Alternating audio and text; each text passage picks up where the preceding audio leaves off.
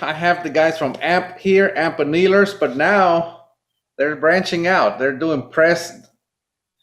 You guys know I've been playing with the press for a little while, and I am impressed beyond belief, beyond what I thought I was going to be impressed. That's where I'm at right now. So, guys, these are the guys that made it happen. So, first of all, tell us who you are, because a lot of my viewers may not know who you are. So, tell them who you are.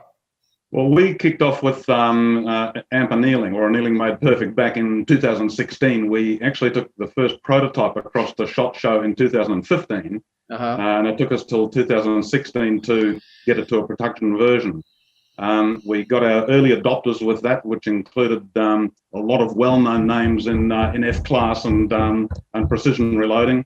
They proved that it worked great, and so we've progressed from there. The biggest next step that we made was developing Aztec for the Mark II, which allows customers to analyze their own brass. In the early days, the way we got started was we told customers, send us samples of your brass, we'll run it through the lab, we'll give you a custom-made program for your specific brass, and we'll publicize it for everybody else to use. And that worked great. We have an incredible archive of cartridges, cases, right from tiniest little stuff to African stuff, 50 BMG, we've got it all. It's an amazing archive, and that allowed us to create all the information that makes the process work. There's no guesswork here. We've either calibrated in the lab or we say send us samples. But when we developed Aztec, that allowed us to let customers analyze their own brass. We've got patents on it that are pending. They should be granted pretty quickly. And that allows customers to analyze their own brass and get deadly accurate results every time. It's been a huge breakthrough. So that's basically who we're down here in New Zealand, tiny little remote place in the South Seas. But I can tell you as well, about 85% of everything we make goes to USA. As you guys, I'm sure you guys know, I have one of your AMP Annealers, and I have not used it. I have refused to use it, and it's been a painful process to have your annealer but not use it because I was waiting for the press.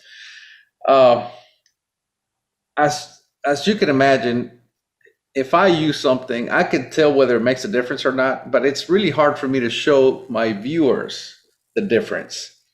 I think the press is finally going to be able to provide a visual aid and a true comparison between flame annealing and your AMP annealer, which I haven't even opened the box, but everybody that has an AMP annealer, my F-class friends, they say, once you use an AMP, you're never going to go back. And I said, well, that's why I need to wait for the press. So now the press is here, and that's going to happen. I'm gonna do testing. I already started doing some virgin brass today, and now I got the most beautiful graph, consistent, which made me feel really good about my reloading process. But this is going to allow me to experiment with other things and truly find out if I can tune it even better, or if I try something different, possibly it's going to make it worse to have that graph. Because one thing is to be consistent, and let's say I'm loading 100 pieces of brass, and I'm consistent within those 100. In my world of F-class competition, I need to be consistent from those 100 to 6 months from now when I load those, 100 again, right? I need to be consistent all the time. That graph, I guess, in a way, if it keeps changing, I guess those graphs are either going to climb, even if they are consistent within themselves, the graph's going to be lower or higher as I compare them. What I'm trying to do, obviously, number one, is make the graph super consistent within a batch, but then as well make it consistent for the life of the barrel, because that's just going to give me the ultimate consistency always. You follow what I'm saying? As you know, as brass keeps getting reloaded and reloaded, it keeps changing. Even though we're annealing and keeping it the same, it's so anyway, I'm finally going to be able to see how much it changes. Anyway, I'm excited. That's all I can say. I can go on forever. I don't know if you can tell, but I'm excited about this. Very excited. We're quite excited as well to see it out in the field with and how people are going to use the results that it gives you, because we're quite limited here with how we can actually test. We don't really have. It's not easy for us to go out and load stuff in the lab here, go out and shoot, say 500 meters or 500 yards, see what the results are on paper, and come back. We can get velocity data, right? But we have been relying on our beta testers to see what they see on target. And so far, they're saying that yes, there's definitely a noticeable difference with what you can see with the press data and what you see on target, specifically with consistency. So if you got consistent traces or plots, you're going to have a consistent group, so to speak. So there's at least two steps that I can think of, right? Number one, you have to make your data consistent. If it's not consistent, it's not reliable, right? Once you make it consistent, then you can increase pressure, decrease pressure, and then see how that translates on target. Because the fact that it's consistent is not necessarily going to transfer to target. But once you make it consistent, then you can test up and down and then truly find what really makes that barrel or that cartridge really perform to its highest potential. Lou Murdica, you guys know who that is. Oh, yeah.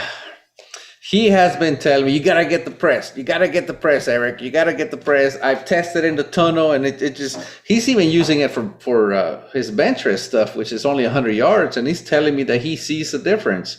So Lou Murdica, obviously, I fully trust what he has to say, and he will not shut up about the press.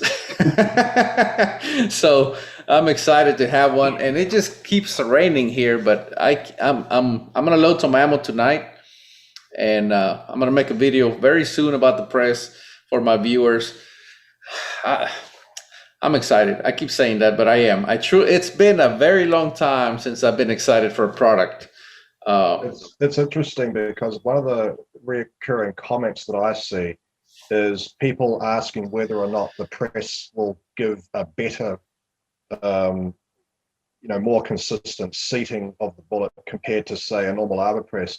And what I have to say is that, of course it won't, because you're using an inline seating die, and that's the product that gives you your consistent seating, right? Whatever you use to press that plunger down is irrelevant in that case, but it's purely a comparator tool. It's designed to give you the data. So you got to think data instead of the result. It's like asking if calipers are going to make your ammo more accurate, or like on paper. Concentricity gauge. Exactly. Well, you have, all you're doing is measuring your process, right? You're getting this. This is what excites me about this thing, because like I said, I don't know if you saw that video that I did on Instagram, but I just did virgin brass. I turned it with an IDOD CNC neck turning lathe, which that thing it's a beauty. And it's a necked up brass, 6.5 284. I necked it up to 7mm, but I have a process of, I use different size mandrels. I use bigger mandrels when the brass is virgin, because I'm coming up from 6.5 to 284, so I have to expand it beyond what I typically would, and then I let the spring back fall back where I need it. And I did that, and I ran that I loaded 4. I just had 4. I mean, that graph, I think I had a difference of like 5 on 4 virgin brass neck. I was extremely happy to actually see it, because I've been using the hydro press for a long time, and it works great, don't get me wrong, but it's hard mentally, unless I plot everything down. It's really hard to keep track of and typically I try to keep track of what's going on, but then I'll start watching a movie, and when I load ammo, that's what I do. And then sometimes I have a round in my hand, and I forget. I'm like, was that 20 or was that 40, or where does this one go? and all of a sudden it just becomes a cider or a cider round, because it's hard for me to keep track sometimes. But this thing is just going to plot everything. The other thing as well, Erik, there's no human error with this. When you're using the hydro press, there's you are a contributing factor to what results you're getting. Well, correct. We've heard that. Well, we've seen that when you put the ram down, that can affect the resulting pressure depending on how much force you apply. Right, because if you spike it, then obviously you're going to have more initial pressure, which is going to drive it down faster, and it's just going to act differently. This is why we wanted to put a motor on it to just make it so it's a consistent force regardless of the caliber being applied, and with a distance sensor as well. You have to, if we're measuring consistency, is all we're doing, right? I mean, we're measuring to see how consistent the seating happens. So you have to have a consistent method of pushing that ram down, which obviously you guys have. So how long has this press been in development? Well, 2 years? No, it would have been early 2019. Yeah. Matt made the first prototype. We were actually sitting upstairs in the office, and I think I was reading a forum post about the amp annealer, and I think I kept seeing this comment, which was, "I can feel a definite difference when I seat the bullet." Yeah. And so I just thought, why don't we just make it so you can see it and record it and so on? And then it was sort of a conversation like, "Oh, we'll just get a load cell, and we can use the same distance sensor the AmpMate has." And then sort of in my head, I came up with a concept, and we've got a very talented machinist he makes all the pilots for the annealer and all the machine parts for us, and he's really good to bounce ideas off. So we just went down and had a chat with him about it and came up with a rough concept.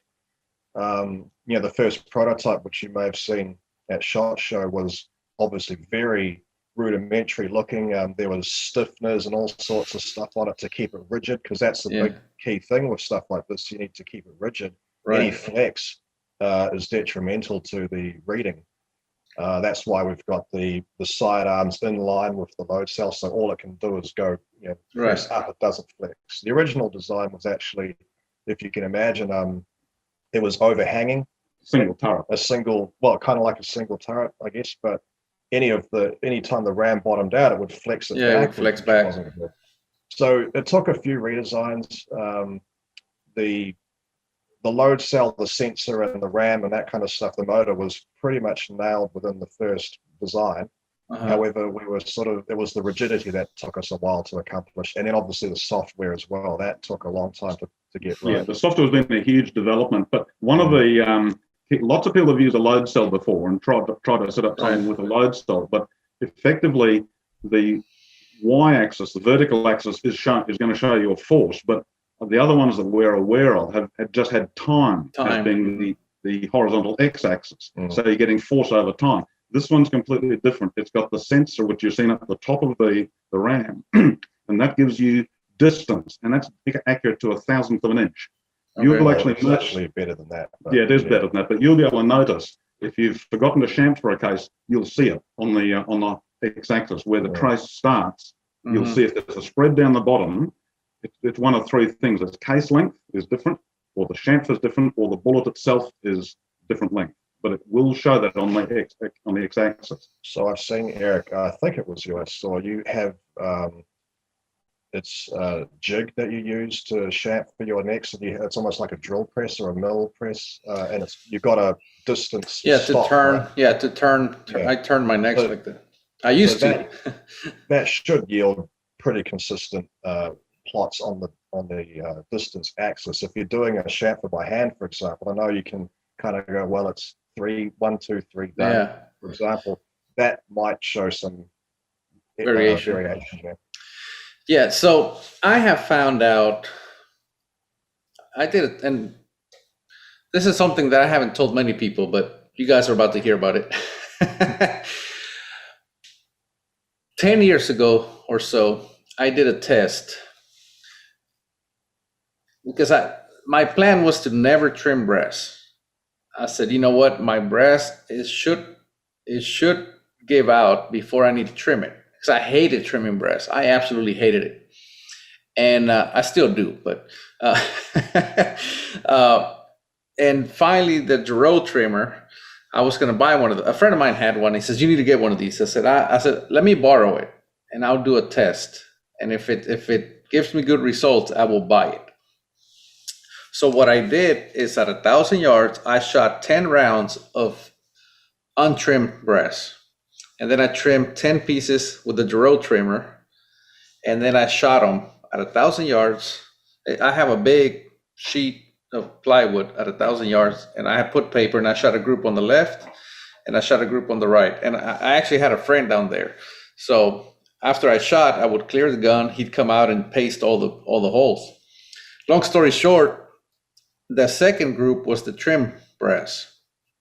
And he says, the first group was about 6 inches at 1,000 yards, which I thought was great. But then I shoot the second group, and the only thing I did was trim the brass. That was the only thing I did different. And he says, I don't know what you did on the second group, but it cut it in half. The group was cut in half simply by having consistent chamfer, consistent trim length, consistent everything.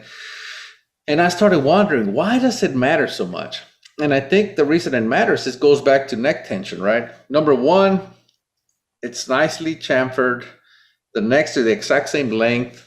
Everything is the same, which I think allows the same amount of, or at least helps with, let's exaggerate. Let's say you had a neck that's 100 thousandths longer than the other. The neck that is longer is going to have more grip on the bullet than the other. And when we're shooting 1,000 yards, everything matters. But anyway, I was able to see that day the importance of trimming brass. And for you to say that this thing will actually show you, and I see what you're talking about at the bottom, at the beginning, right? That's the initial ramp. On the far left hand, on the far left hand side of the plot. Yeah. That variation on the X, that's your starting point. And as that's when it starts to build pressure, right? Because there's a place where there's nothing there before it starts to engage or starts to seat the bullet. I'm excited. I mean, I have a million different things that I want to test. So test and verify, right? There's things that I've tested that like the trimming the brass. But now, I can actually test trimmed and untrimmed just on the press itself and see the difference, Yeah. But on that video that you guys sent, that setup video, it says that if anybody can get a line pretty much to mimic the spring. Click and go. Generates a nice and straight plot. And by doing that again multiple times, you can see just how repeatable the press is. Now, if you can get that with your ammo, we want to know. Well, that's my new goal in life. We think guys are going to drive themselves nuts trying to achieve that, but we're looking forward to seeing it. I think so. Yeah. You're pretty close, it seems. Like the stuff I saw today that you did. Yeah, that was close. That was it was very nice. I was amazed, and I can't wait. After this call is done, I'm going to go size some brass, and I can't wait to see what my brass that I'm already doing now, see what it looks like. There's two things that affect the plot, or two main things. One is obviously your neck tension, like your interference fit, and the other is the inside surface of the neck. As you saw in the video, we just putting a nylon brush in there made a huge difference, and that's just one thing. I mean, guys are going to play with moly and various different lubes, but that's the two things that make a difference. I don't like using lube because I think that's just simply masking a problem. At least that's my opinion on it. Yeah.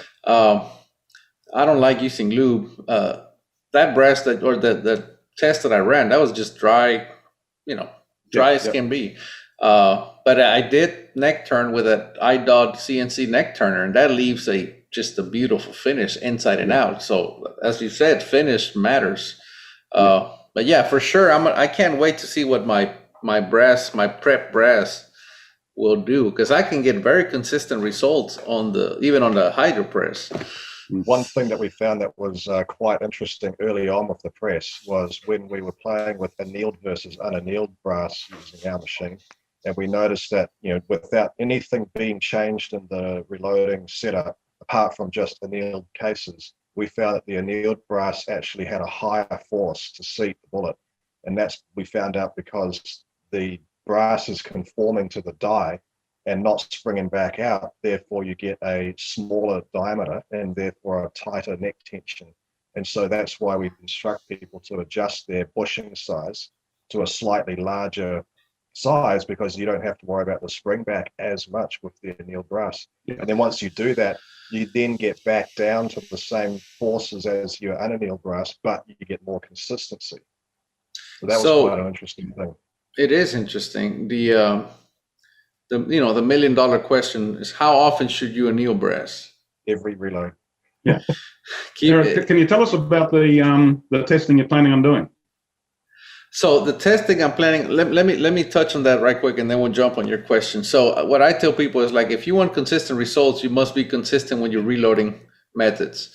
So anneal every time, I trim every time, I do the same thing every time, every time to my brass. And that obviously yields the most precise and most consistent results. So the test, you asked me about what test I'm planning on doing. So number one. Oh, well, obviously you're doing the flame versus. That one's a given. Just simply because I think it's worth showing my viewers. This goes back to consistency, right? Like, it's very common sense tells me that your amp annealer induction is much more consistent than flame, just to begin with, right? There's no way, because like I said earlier, there's one thing for me to get this batch of brass consistent with each other, but to get it consistent with the previous batch of brass, that in itself is super hard to do. Obviously, your amp annealer is way smarter than I ever can be, and it has much better components, and it's induction annealing, right? So it can match its previous performance much better than I could ever match the flame, because the flame, multiple things are going on, right? Number one, I have to adjust the flame identical every time, which is extremely hard. I just do it. I literally sit there and just, whenever it glows about the same, I'm done. But if I'm doing a lot of brass, I'm constantly having to adjust my flame because I'm losing pressure and I'm cranking. I already know the amp is going to be much more consistent. However, I'm trying to see how much I'm going to have to change my load, or if at any, because as you guys said, it's going to change the neck tension. And I'm gonna have to find out. So the press, this is where the press comes in. I'm gonna test what I know works on my gun right now, and I'm gonna see, let's say, 10 of them, and get a graph. And then I'm gonna anneal 10 of them with your amp annealer, and then I'm gonna graph another 10, and I'm gonna see where that graph ends compared to my other graph. It's going to be lower or higher. If it's higher, then I'll move to a bigger mandrel, right, to open up the next slide and try to get those lines right on top of each other, because I already know that works. You follow what I'm saying? Yeah. Can we just comment, Erik? We've obviously seen some of your videos, and one of them you were talking about the window. When you're flame annealing, how big is the window? Mm-hmm. And we thought, well, hey, when we saw that, we thought, well, we better check that out ourselves and find out. We've done not a lot of gas annealing at all. We're into induction, but we set ourselves up and did a few, and we decided, well, okay, let's go for 10 seconds, which is probably going to be over annealed. Mm-hmm. And so we tested. Well, we went to just on the point of glow, a little bit beyond that. In a dark room, yes, and so that ended up being roughly with 308 stuff that we had about 10 seconds. Yeah, so 10 seconds was, we figured over annealed, and we could, by our definition of over annealed, it doesn't prove it's anything wrong with it, but it does prove that it's, from our point of view, over anneal. It took it down to about 68 on the Vickers scale, which is pretty soft. Now, incidentally, I've got to say, annealing is annealing. So if gas annealing done exactly right will give you just the same results as induction annealing. It's creating heat and it's softening the brass. It's a question of, as you were saying, how big is that window? Right. So at 10 seconds annealing, which was, we know from our point of view, over annealed, we got surprisingly good results for the first couple of shots. We went through a few cycles and we were really surprised to see that brass still shot fine. We got very similar velocities. We got to our induction annealed brass. We got very similar extreme spreads. We took it through to 10 reloads. I can actually send you a paper on this later up if you like, just so you can see what we did. But we took it through to 10 reloads and then we sectioned the brass. This is, just so you can see, this is the cases that have been cut in half. And so what that allows you to do is analyze under the microscope what's happened with that. Now, the first thing we did notice with the over annealed brass is, and we're using a Reading bushing, full-length sizing bushing die, no expander. Okay. So the first thing we noticed was that the over annealed brass grew like crazy. Every single time we did a full-length size, we were having to trim on average about 6 thou off the cases in order to bring them back. Right, and that's every reload, which was quite surprising. The annealed brass with the induction, it needed about 1 thou trimmed off every 5 reloads.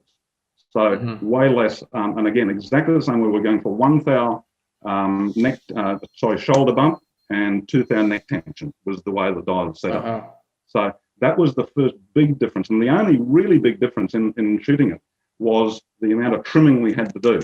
Right. Now, when you trim, I know what that means. Brass. And where's that brass coming from? Well, from it's the coming web. from the neck and the shoulder. And so we actually did. I got a thing set up on the computer screen. We can take you around and show you of going down a micro look at that neck and shoulder to see what's actually happening. Just quickly, the hardness that we had with a 10-second anneal. In this case, it was 10 seconds. We went by the popular wisdom of going to that just dull glow.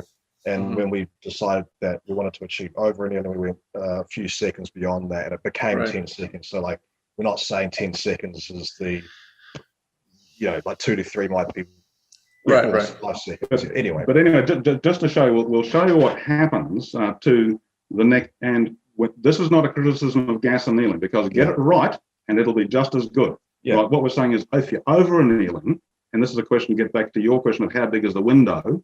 Well, if you are on the over annealed side, this is what happens. We'll just take you around and show you. So what you're seeing here is the case mouth. That's the chamfer, and here is the case going down there. We'll go along this, but what you're seeing there is, for a start, huge grain size because the brass has been so soft. This is actually a fissure or a crack in the brass. There's another one. There's another one. And so going along here, you can see that the brass is starting to, it has degenerated. There's another crack. So going along here, there's another little one, another one. Now, in a minute, we're going to get to the shoulder. Now, what you're seeing is here is the brass is starting to thin out. Right. This is where that brass has come from, that you are cutting, trimming. I'll just redo the focus. We're going to come to the shoulder in a minute. You were coming into the shoulder. So you've got thicker again. Yeah, it's getting thicker. Yeah. Yeah.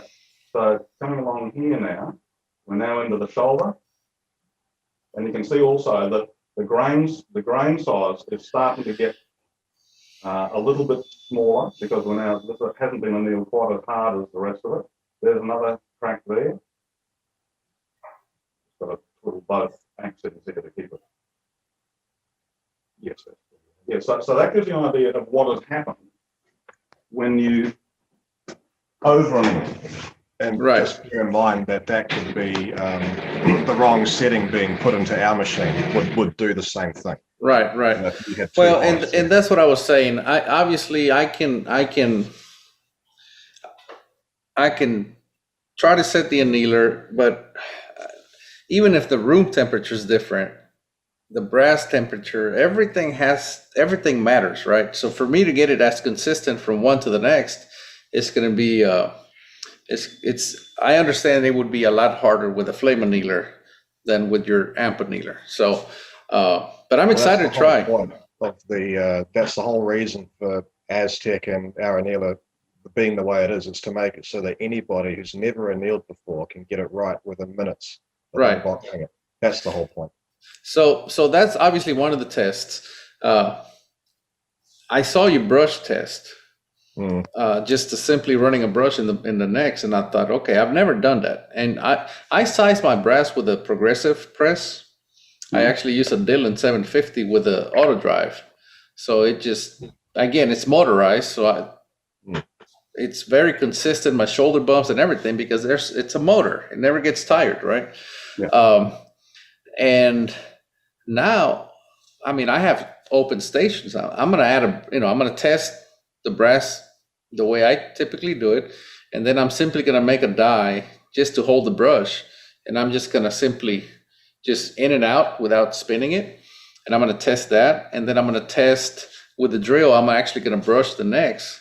And if brushing the necks with the drill, spinning the brush is superior, then I'm simply gonna attach a motor with a brush on top of my press so that every neck gets brushed, right? So this is gonna allow me to test those things very precise.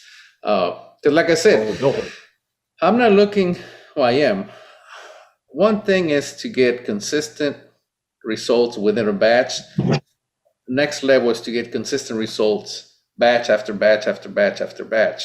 That to me is going to be where the game is won or lost, because there's never any surprises when you can consistently load essentially what is the exact same ammo.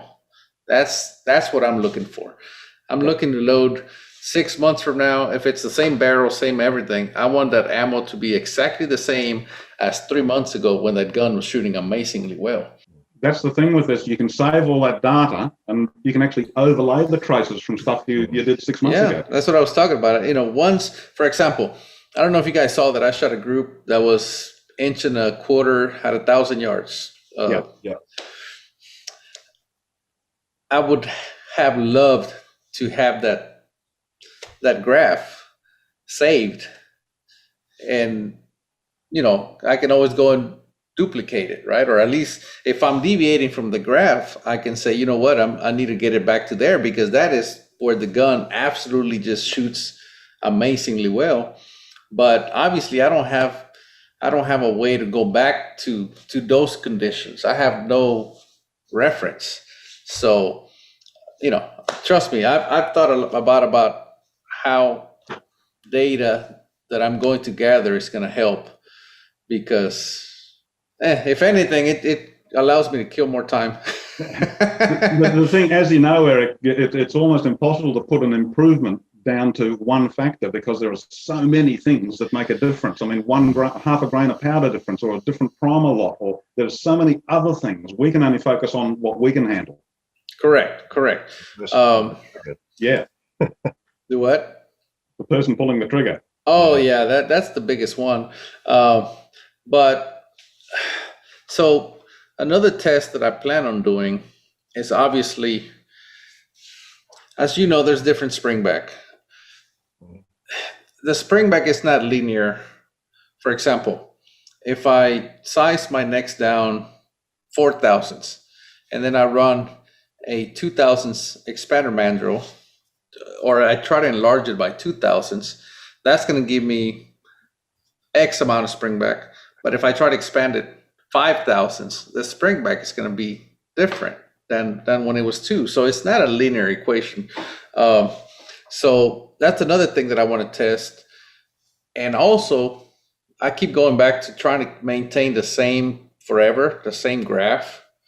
I want to see, as the brass ages, do I need to change my mandrel size? Do I need to go bigger or smaller, or is the same mandrel going to work forever?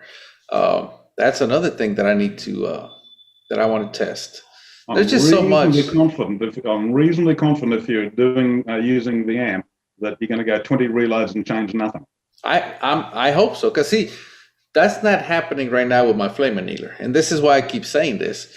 And you know, I'm hoping, or I'm guessing you are correct, because again, your amp is a controlled environment. Is the simplest way I can say it. But anyway, I'm excited. I'm excited about this whole everything you're coming up with. It's great. Are you guys shooters yourselves, or what's your background? We're not in the same league as you guys. We are not competitive shooters. We're primarily hunters. Mm-hmm. We've only just set up where we are. We don't have a formal long range facility. We've just set up a steel target out at 800 yards. That's the best we got. So, so what? We're enthusiastic amateurs. So the story behind, just it's real brief. Dad's got a really nice New Zealand built hunting rifle that's got, it's a takedown rifle, got 3 different calibers to choose from, and 257 Weatherby 300 Win Mag and 416 Taylor, and started getting inconsistencies with the reloads, and his gunsmith suggested annealing. And when you look at the rifle and how it was built, every attention to detail that could be made anal, so to speak, has been done. Diamond lapping surfaces, you name it. And then you look at annealing, and of all the reloading practices that we were taught how to do, this seemed the most inconsistent and lack of, I guess you could say, science or anything sort of backing it up. So we thought, and this brass is quite expensive, right, and hard to come by. So we thought, how can we make it at least a bit more controllable? We were told to put it into a pan of water, heat the necks up with a blowtorch. I think that's a common sort of suggestion. Yeah. It doesn't work. Of making a motorized flame annealer similar to what's currently out there, and then I thought of maybe induction might be a good idea, or not a good alternative. At least you don't have to worry about having to do it in a ventilated room such as a garage. Right. You could do it on your kitchen table if you wanted to. So that started the development process, and Dad mentioned that we had the first prototype 2015, was it? Yeah. So it was about 4 years before that we started the idea and development. So it took about 4 or 5 years to actually get it from idea to. It takes a while. Oh yeah. Yeah. Times everything by 3 at least. Yeah. So you had your rifle. You wanted to anneal. Well, you found out about annealing, and then you found out that it was dated. It time stopped when it came to annealing. I mean, everything else seemed to has advanced in the reloading world, but annealing was pretty much still pretty old fashioned, right? Just throw a torch on there and hope for the best. So you guys decide to develop the amp annealer. You guys take it to SHOT Show. What happened then? Lou Murdica was one of the first guys to bounce up to our stand. And what happened then? He said, boys, if this, and I can tell you the prototype we took there was, it made things hot, but it didn't do a lot else. It was a demo, but it was nothing like what the finished product was. And Lou said, boys, if you can make this thing actually work, you'll sell thousands. And we have. Wow. Congratulations. So what is your background? Like, I understand, okay, you hunt, but you have to have a background that allows you to even think about this. Matt's the engineer. Well, I'm a tool maker. So I started as a fitted turner, then tool maker. I was working for an airline, doing gas turbine overhaul, that kind of stuff, more in the machine shop where you're just tickling up diameters, that kind of thing. And so that's sort of my background. I'm not an electrician, we've got an actual person who's a specialist in that area to help design the circuitry. But yeah, in terms of stuff like the press, the amp mate, any of the sort of more physical parts, that's pretty much me. I've just had a fairly wide commercial career, but I've got a passion for finding out stuff. Yeah. I mean, you guys, you guys really knocked it out of the park with this. We had a lot of help. So one thing, it's not just the two of us, we're the face of the company, but there's a lot of other satellite specialist companies in New Zealand local to us, pretty much local to our city, Auckland, that we employ. So for example, as I said before, we've got a very talented machinist who's only about 20 minutes drive from us. Mm-hmm. Our electronics engineer is about 45 minutes from us. He does all the software and all the electronic design. We've got our circuit boards are made about 30 minutes up the road, all in-house, and we've got all the enclosures and everything, again, just a few minutes drive from us. So everything is incredibly local, and it's really good because not only can you get everything locally made, but you can just quickly go down the road, have a chat, and nut out a design and get it implemented and built really quickly. So it's really quite awesome to be able to do that. Yeah, for sure. I mean, what's next? Well, I know you're thinking about something else. We actually, it's just been, the press has been super on our mind every waking moment. It's really, I mean, as anybody who's done a product before will know, and taken it from nothing to the market, there's a lot of these things get dragged kicking and screaming into reality. So for example, the software has just been no end of headache trying to get, something that was user friendly as best as we could. And of course, we've still got the app coming. So the end goal with the press is there's still more to come with the press. So we've got the app, which will probably be, I noticed actually on your tablet, or you must have a MacBook or something like that, or a Windows book. You actually use the touch screen. Yeah. That was quite cool to see that. Yeah. But we're working on the UI to convert the desktop program to a more simplistic but usable app version. Mm-hmm. And also we're trying to get the Mac version done. Bluetooth as well. That's a biggie for us because we want to get away from the USB cable on this thing as soon as we can. You were also mentioning, in fact, one of your emails to me, Erik, you're talking about is the auto run. Yes, there is. I don't know if you've tried that yet, but there's a box you can check for auto run. Every time you put the die on there, it'll run. There's a bit in the manual that explains how to run it, but essentially you've got a bit of a time delay. So you put the die on, and after whatever time you set, actually it'll activate. Yeah. It's again, so far I'm extremely impressed. I literally opened the box. I took some pictures for Instagram because I've been teasing them, and I think they're getting frustrated with me teasing them. So I said, you know what, I'm going to take some pictures. And I don't do unboxing videos. It was well packaged. Everything was great. I put it together 10 minutes maybe. It was super simple. The software was installed, 5 minutes or less, and it was immediately working. Everything was working. I'm going to say 15 minutes. If I had not been taking pictures, 15 minutes tops, this thing would have been up and running, which is incredible. It's incredible. There's actually just 2 items of feedback, which maybe if any of your viewers get around to getting a press as well, we wouldn't mind getting. The base on the press currently has 3 feet pads, and that's specifically because no matter how you have them, it's always going to be stable. If you can imagine, if you've got 4, if 3 is So, but as a result of that, but shouldn't do if you just got it sat on your bench and you're just using it shouldn't tilt at all. But we want some feedback on that because we can change that if need be. Secondly, and we actually noticed, and we thought, everybody's going to do this, but you're not using the cup, the bottom cup that comes with the die. And we hear all the time that people just don't use that. So the current horseshoe that comes with the press is that size. We actually already had made a smaller one. So I was going to talk to you about that. So we decided against supplying that because if you read the instructions we use Ali Wilson, and they recommend using the cup, and we wanted to design it to be used in line with the instructions for the I understand why the cup is important.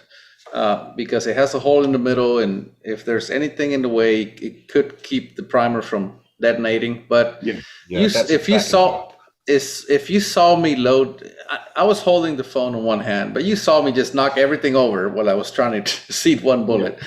That's typically what I do in my reloading room. So the less things that I need to worry about, the better off I am, and that's why I don't use that plate on the bottom. But we did actually put a little recess in the anvil of the load cell. You might see there's so even if you did not use it, you're still not going to have a primer on a flat surface. There's a recess. But I mean, that I was going to actually tell you about that plate. I was going to ask you if I could have one of those made, but seems like you guys already thought about everything. We tend to overthink a little bit. That's good. And you talked about how things take a long time to get going, and things take longer than anticipated. I know this crazy guy that decided to build an entire machine shop just so he can make some muscle brakes. Anyway, that's another story. You know what I'm talking about? Yeah, we've seen some of your posts on that. It's impressive.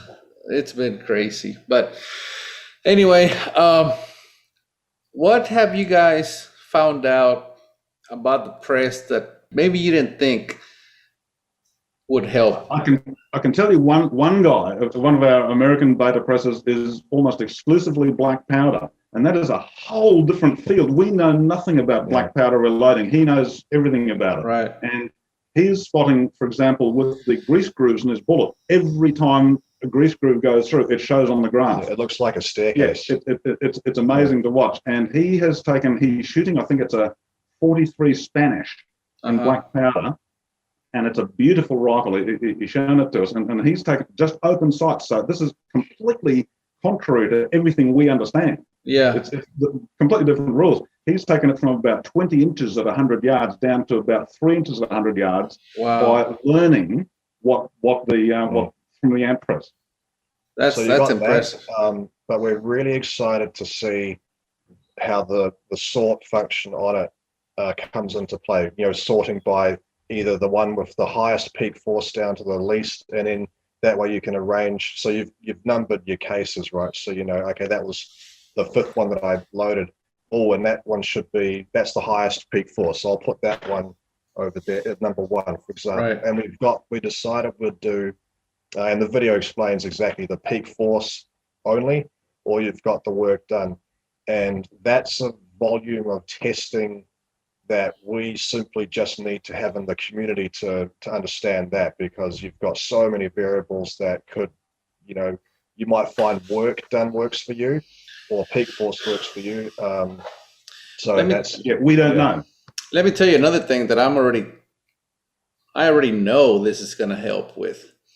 So you talk about that peak when the grease groove happens on that black powder. Yeah. So if you have good reloading habits, you're gonna start to pretty much learn your graph, what the graph looks like, right? You're gonna be like, oh, I know what my graph looks like. At some point, you're gonna see. Let's just say you have a perfect graph. At some point down towards the top, you're gonna see spike in pressure, and you're gonna be like, oh, I'm getting donuts. It's gonna detect the donut, right? Yeah. And then you're gonna be like, oh, you don't have to find out in the field. You'll find out as you're seating the bullets. You're like, I'm getting donuts. You'll see the donut. Loads. And compressed loads too. Exactly. So I can already tell anything that prevents you from a compressed load is one thing, but a donut, they start to build. As you know, they form. It's just brass that's flowing forward from the shoulder to the neck. And they just gradually flow. So you'll be able to drastically see the donut on the graph. Yeah. And you can at that point decide to either take them out, or maybe that brass separated, do something else with that brass, or maybe test it, see if something needs to be done. But it's just the level of data that's gathered by your press. It's impressive, and I've only played with it for about an hour, and I was amazed. Well, you'll find that inside every one of those first units that went out, there's a letter saying, "Dear Precision Reloader," and we're saying, please give us your feedback, because it's only from all you guys saying, this is what I found, that there's going to be sort of an accumulated knowledge that people are going to get together. And also with the software, there probably will be, like, we've done our absolute best to make sure it's bug free, but ultimately, depending on how someone might find a combination of events that causes something, we need to have this bug reporting from you guys, because we plan to make a patch pretty quickly from now, but we want to get as many fixes or changes put into this one release as we can, rather than just coming out with, a fix every couple of days. That doesn't work. No, I understand. We've debugged it as much as we can, and we believe there shouldn't be much. I mean, like I said, it worked great for me right off the bat. So what's next? You didn't answer that question. Well, we're sort of just trying to, we don't know yet, to be honest. That would be telling. I'm sure whatever's next is going to be great. I mean, you guys obviously put in a lot of work and a lot of thought into. You start with the end in mind, and the end in mind is a product that will help reloaders, that will improve their lives and make lives easier. I mean, this is going to make my life easier, I'm telling you. And for me, being an educator, having this visual aid is I can't even tell you how useful this is going to be. Yeah. We're dying to hear back from you after you've put it through its paces.